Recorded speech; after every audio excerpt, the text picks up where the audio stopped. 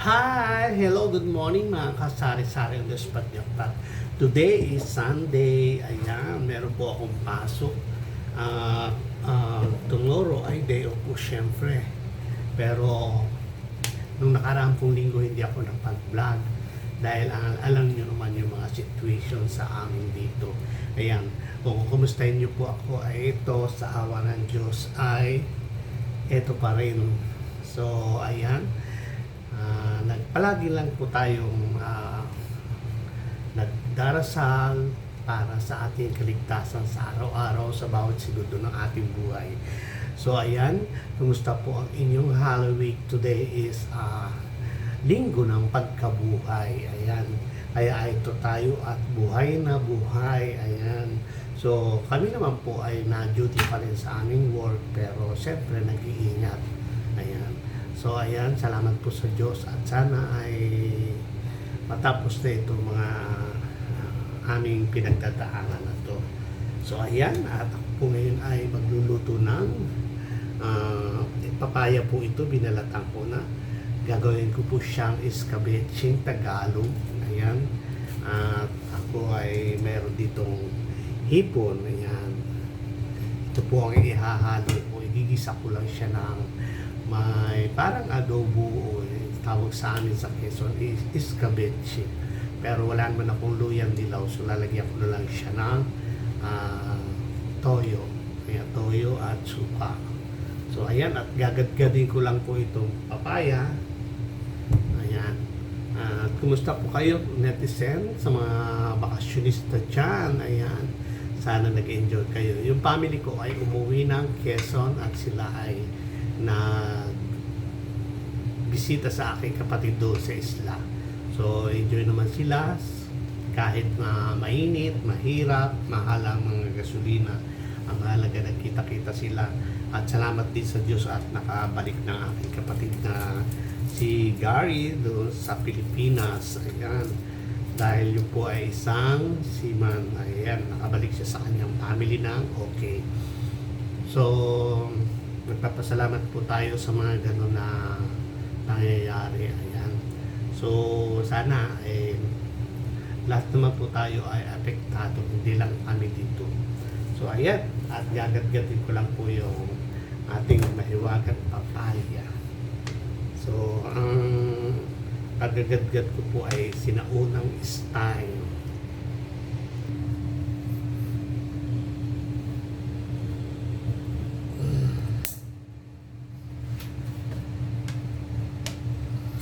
Ganyan po yung gawa kasi ayan, hindi naman talaga tayo expert maggadgad. Ayan, ayan po yung ginagawa ko. So lumalabas naman dito siya. Ayan. Madalang ka nang makabili ngayon ng magandang diyadyaran, kaya hindi ko ito tinatapon kahit luma na siya. Ayan. Kahit saan ako lumipat ng bahay, dala-dala ko itong gadgada na ito. Ayan.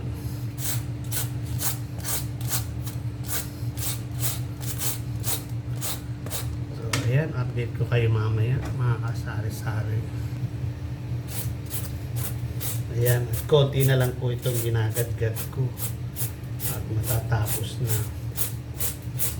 Pagkatapos nito ay lalamasin ko sa asin itong ating papaya.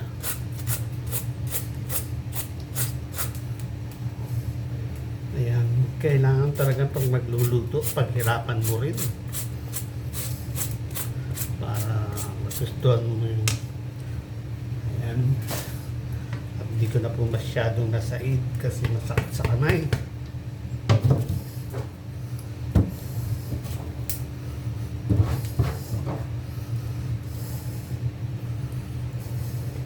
So ito na siya.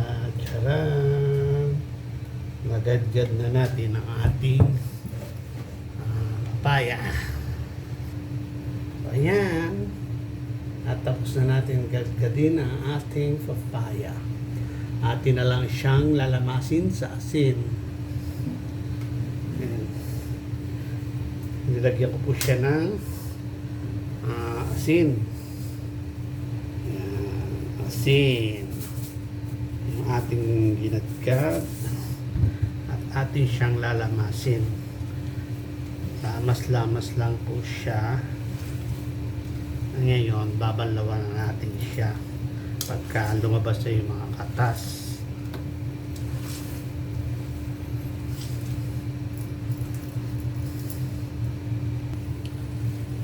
So, ngayon ay napigaan ko na siya. Ayan. Lalamas ko na po siya sa asin. At lalagyan na lang natin ng toyo. Ayan, lagyan natin ng toyo. Ang ating nilamas na papaya. Lagyan din natin siya ng suka. Ayan, konti lang. Oops. Ipo. Kakaiba ba yung niluluto?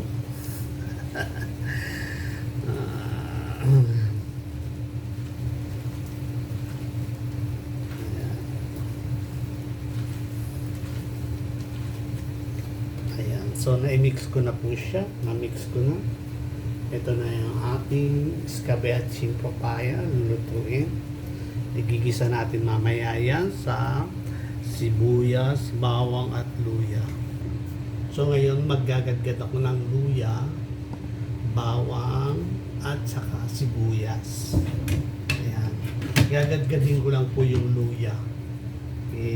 Parang ano lang din. Ang mukha din ang ginawa ko sa papaya. Para malasa. So ayan, at meron ako dito sibuyas, bawang at luya. Ayan. Tapos, yung hipon ay plano kong balatan kanina. Parang medyo tinamad ako. So, ang ginawa ko na lang ay aking pinakuluan. Sasarili niya sa bawang, hindi ko nilagyan ng water. Ito siya. Ayan. Ginanong ko na lang, ihahalo ko sa ating papaya. Pagigisa. So, ayan.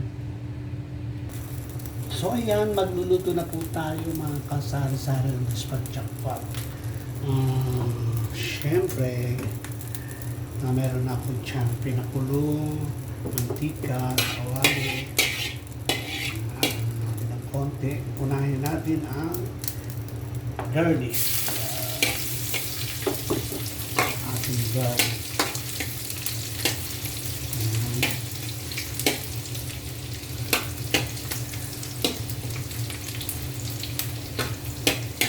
Medyo papulayin natin ng konti ang ating garlic.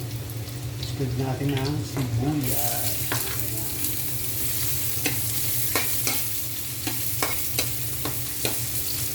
Kasi yung luya hindi kailangan mato-toasted. Kailangan yung luya medyo fresh.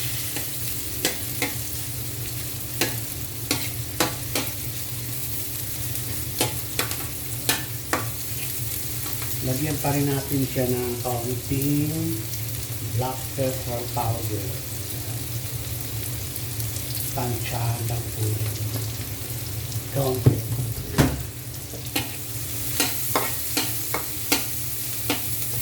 Ito po ay baon ko pagpasok. So, ilagay na natin ang ginger. Ginger na tayo nilagay.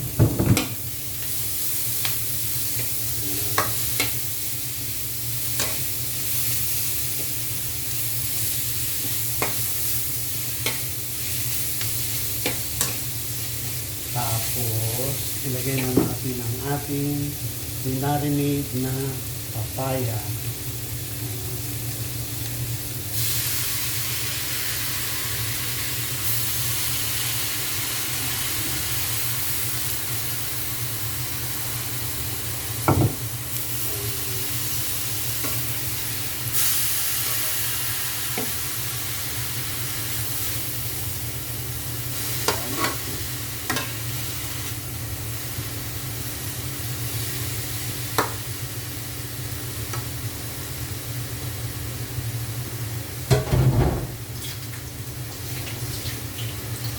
Tapos ilalagay na rin natin itong ating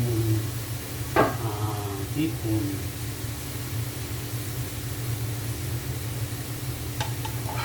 Ayan.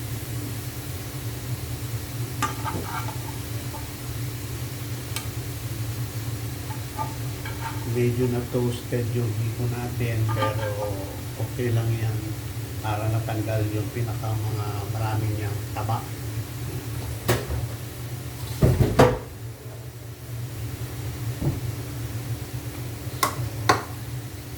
Mix na natin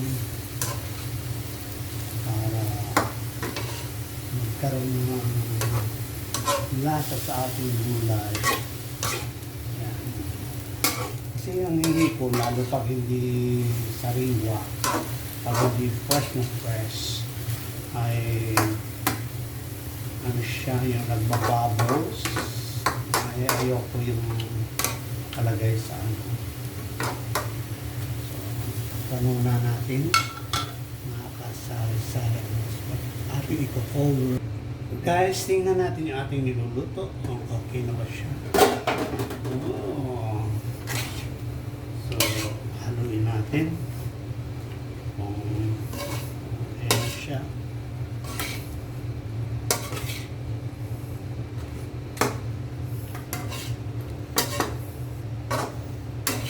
Parang nagluto ako ng bihon.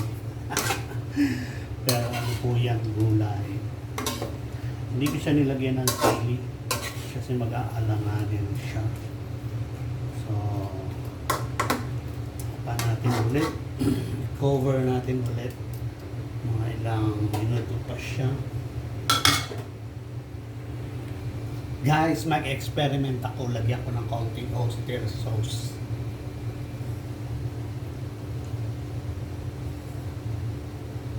Ayan.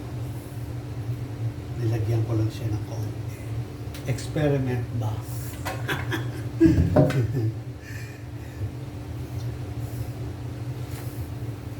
Haluin natin. Maluluto na ito, malapit na. Medyo papatuyuin lang natin yung ating papaya para hindi malaksak. Ayan. Patutuyuin pero hindi susunugin. Ayan. So, takpan uli natin.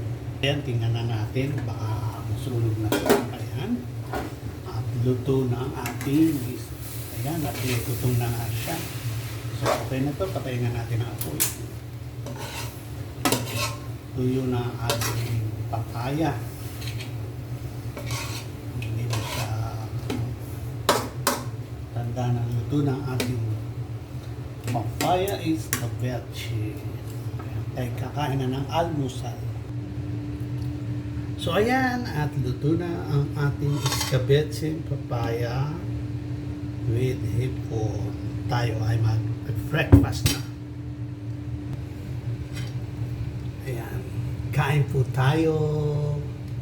Ayan, thank you Lord at sa ating pagkain to today. Ayan, linggo po ng pagkabuhay ngayon. Ayan, sa mga nakakaalam, linggo ng pagkabuhay.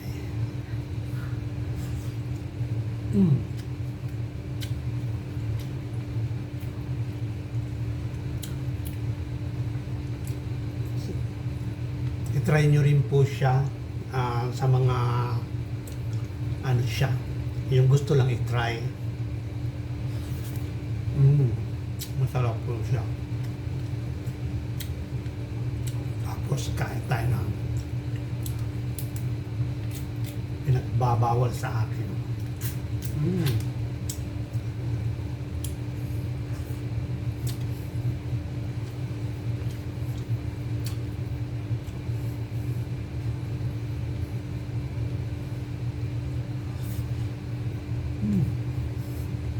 Enjoy ko po ang food, talaga masarap.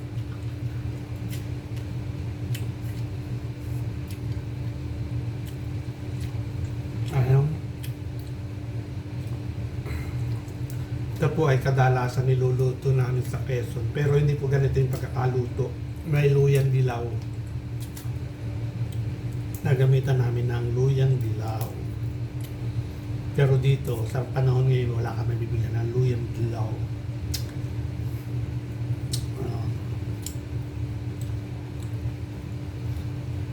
Masarap po siya, kaya ganado ako. Ayan.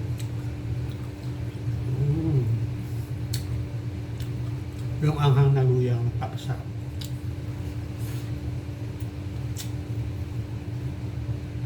Anghang na luya, taka sipa ng suka.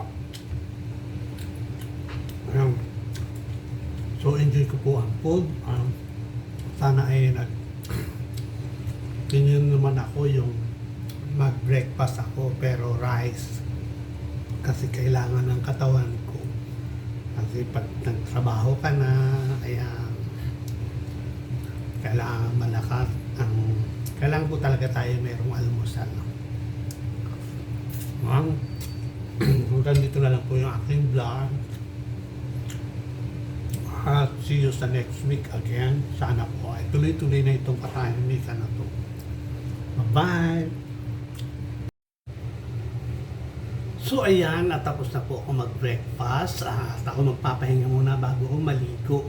So ayan, at ako po ay nagpapasalamat sa aking mga subscriber, sa aking mga viewers, silent viewers, ayan, sa aking munting channel. Dito po ay bawal ang maarte. Ayan. Kung hindi po kayo nagagandahan sa mga jologs kong niluluto, ay marami naman po mga social channel. Ito po ay para lang sa mga jologs, ayan, sa mga makamasa. Ayan. Yan po naman ang buhay ko. Hindi ko kailangang magpakita ng maganda sa camera. Kung ano lang yung anong meron ako, yun lang yung makikita nyo sa akin. Yun lang po yung style na pamumuhay ko. Pasensya po. Hindi po ako social porque ako nasa abroad. Hindi ako social. Ayan. Hindi ako pwedeng baguhin ng mga nasa kapaligiran ko. Although, pwede ko namang kumilos ng social.